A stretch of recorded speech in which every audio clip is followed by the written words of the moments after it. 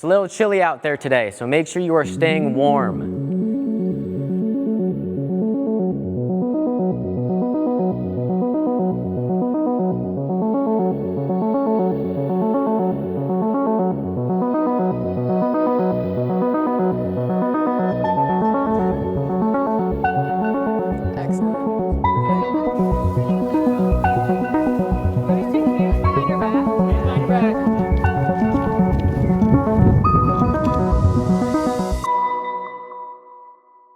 Having a crosstown agreement is something across the nation. For us, it means that South Dakota State University is our host university.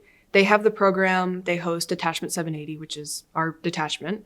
And what that means is that we do our academics and our life at our home university, so for me, DSU, and all of our Air Force ROTC stuff at SDSU, or the host university. Good evening, Denmark. Good evening, gentlemen.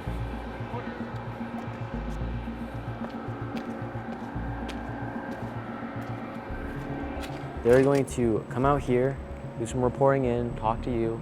They're going to pay you a fee, and then they'll go over there, challenge them in warrior knowledge, and the cadet Doring is going to quiz them. My role as kind of the lead, so to speak, was just kind of make sure everyone knew what was going on, all the POC knew what was going on with their jobs, and I was pretty much putting out fires, to simplify it.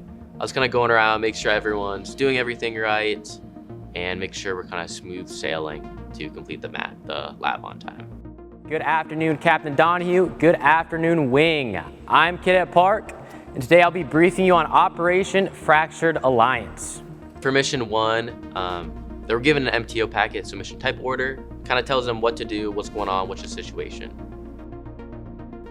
And so in there, it kind of mentioned an improvised explosive device, so IED field, meaning there's going to be a couple around the area, but we don't know exactly where, as well as the main objective, which was kind of to help save this downed airman.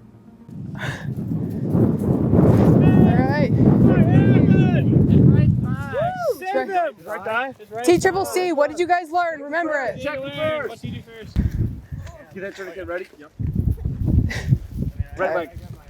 Put an eye on. Oh yeah, I'll just take a picture of that. He's wearing your uniform, Cadet Marinowitz. I understand that, but he could have acquired it. Check brother. Yep.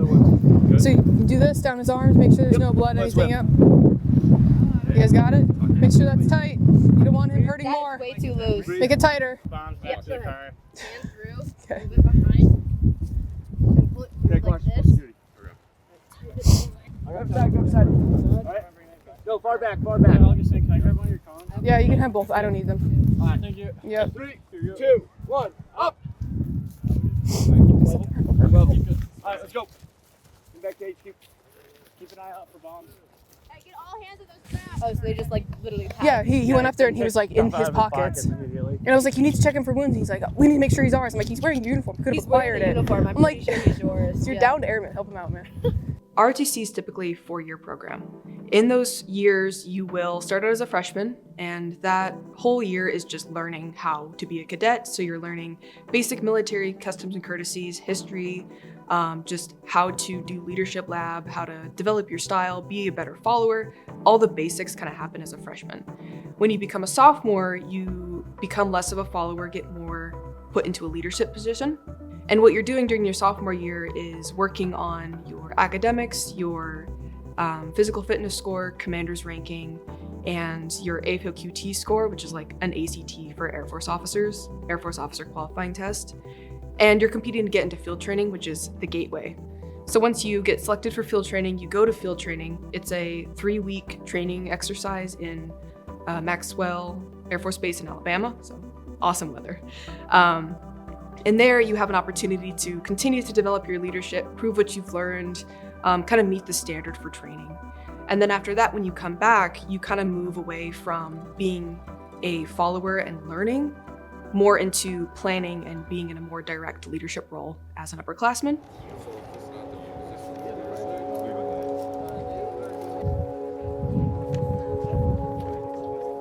And then this one, you give them right off the bat. They did this one right away. Yeah. What kind of I noticed is our time was definitely running out, and the cadets were kind of getting a little too focused on missions that didn't matter as much. Cadet Leposki, Cadet Leposki, I want a status update of everything you know and is going on in 4 minutes. That's Cadet Park.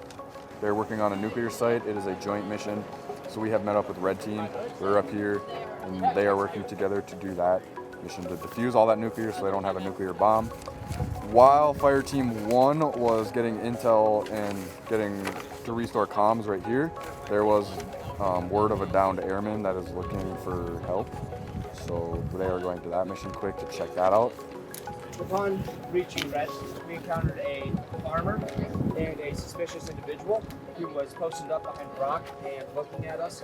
He started to fire upon us, so we bounded up to him and we secured batteries. That was happening. And then immediately the first fire team to get back, if it's either Fire Team 1 or 2, we're going to send here, and we're going to just send recon on this location here. The Fire Team 2 should be back in less than 10 minutes. They have until 50 to 55. And to kind of help that process, I kind of gave them a couple of tips or hints.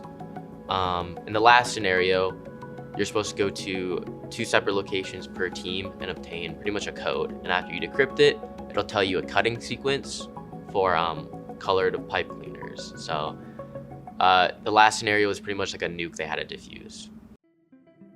Detachment 780 has a wonderful culture. We are very focused on a mentorship-mentee relationship. So we want to work together for upperclassmen to show underclassmen how to do things, to provide advice, to leadership and experiences where they can get better. At DSU, we have 4 current cadets, including myself. And I think it's a really great environment here because we're kind of alone in Madison for most of the week until we go up. So we are pretty close. We chat a lot, we go to PT together, we carpool a lot, so you get to be less of a cadet and more of just a friend to each other in those instances. When I came to college, I didn't really know what I wanted to do with honestly anything, realistically. I know I wanted to do something cyber, something with computers, because that's what I've loved like all my life. And yeah, I didn't know what I wanted to do. I saw this ROTC thing. The military sets you up really nicely for success, whether you're in for like a quick 4 years or if you're on for 20. And I figured, if I don't know what I want to do, I might as well try this out, right? Because realistically, 4 years isn't a lot in the long term, and it can set you up with like a lot of really good benefits. The friendships I've made there are very important to me, and it's great because you're put into all these stressful environments together. With the phrase, embrace the suck, is like, you're gonna be out doing PT in the morning, you don't wanna do that. You're gonna be woken up at 2 a.m. Nobody wants to do that, but you're with this wonderful group of people who are all there for you. And then you can, after it's all over, go talk to them, hang out with them, we go to dinner sometimes after our leadership labs, and it's a really cool environment. And I'd also say ROTC opens a lot of doors. Cross 10 or not, it doesn't matter. With opportunities to study abroad, opportunities to go see bases all across the nation, and you meet incredible people there as well. And it's a great network. I think one of the unique things about the program with SDSU is that it's relatively small. I think when I left, we had about 40 cadets. I think they're up to about 60 now. But you really get to build really strong interpersonal relationships, both with the cadre at the detachment as well as the other cadets. I have a group chat with everybody that I commissioned with, and we chat pretty regularly about just what's happening and all that. So you build kind of a small family, for lack of a better term. And I think that is one of the things that makes our ROTC program a little bit different. Does the other team have comms restored? Yes, both of us have comms. Okay. So we are in comms. I will give you a hint for time's sake. This site with the squiggly circle, both teams have a map similar but different locations. This is vital for NDEX. This is vital. Okay. That has some vital information you will need to finish the scenario. I would relay that information to your red counterparts. They have don't tell them this site, they have a completely different location they have to go to. Okay. So you go there, that'll give you more intel. Yes, sir.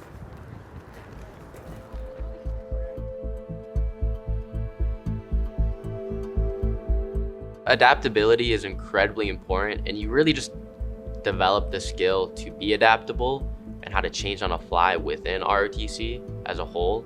My labs is a really good example of it because it might, your whole lab mission might seem clear cut to you, but when you give it out to those cadets, something's gonna get muddled in the process, something you oversee, maybe some tiny detail or something they hyper fixate on, which is, it kind of like can slow down the lab.